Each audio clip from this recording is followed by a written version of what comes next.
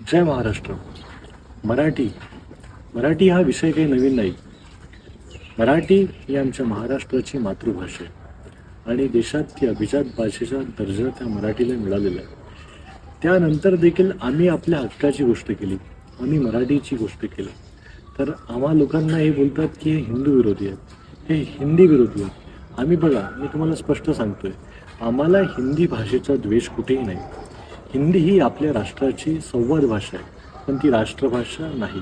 हे अधिकृतपणे तुम्हाला गुगलवरती मिळेल किंवा कोणत्याही साईटवरती मिळेल, तुम्ही चेक करून घ्या. हिंदी ही आपल्या देशाची, हिंदुस्थानाची राष्ट्रभाषा नाही. पण याचा अर्थ हे नाही की आमच्या मनामध्ये हिंदीप्रती द्वेष नाही. आम्ही हिंदीला मानतो.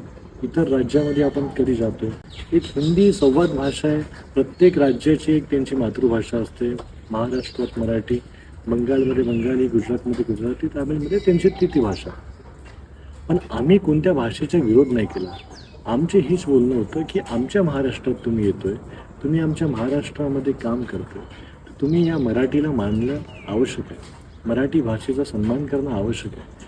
त्यानंतर देखील तुम्ही अधिकृतपणे तुम्ही एका शासकीय पदावरती आहात, त्यानंतर तुम्ही देखील बोलाल की आम्हाला मराठी नाही येत, काय करतं ते करून घ्या.